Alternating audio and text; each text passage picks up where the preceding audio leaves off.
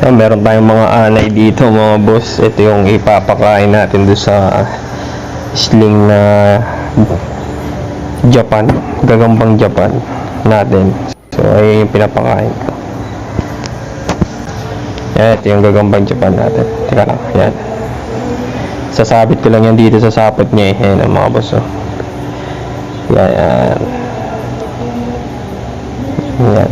Yan, narinig niya. Kapag nag-vibrate niyan, yan, sakmalin niya na agad. Di ba? Ganyan lang magpakain ng ng gamunggo na gagamba na to. So yan, dapat babantayan niyo lang talaga na dapat kagat-kagat yan. Kasi bakit nakatakas yung anay niya, kung sakali buhay pa, delikado yan. Kasi minsan pag nakakatakas, so pag nakatakas tapos mag-molt yung gagamba nyo, yun, vulnerable siya sa yung atakihin nun. Di yari siya. Nangyari na yun doon sa isa ko, na yarihan ako nito eh. So lalagyan ko pa ng isa pa ulit mga boss. Dadamihan natin para magkaroon siya ng maraming stock na pagkain. Kukuha lang ako.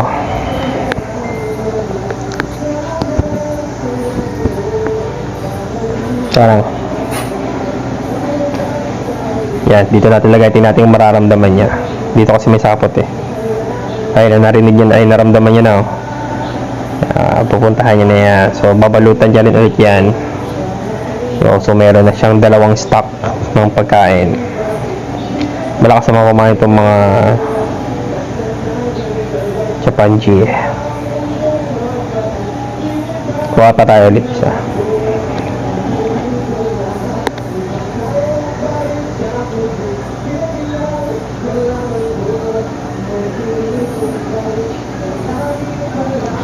Yan, medyo madumi nga lang. Ayan. Ayan, dito sa gitna. Tingnan natin kung ayun, naramdaman nyo ulit. Nakita nyo yung instinct ng Japanji stick, Yeah, so ngayon meron siyang tatlo. So dapat yung sisecure niya lang, babalutan niya, tapos yan, meron siyang pagkain. Kung trip niyo siyang pakainin, kung meron kayong ganito, pwedeng araw-araw yan eh. So mabilis talaga sila mag-molt.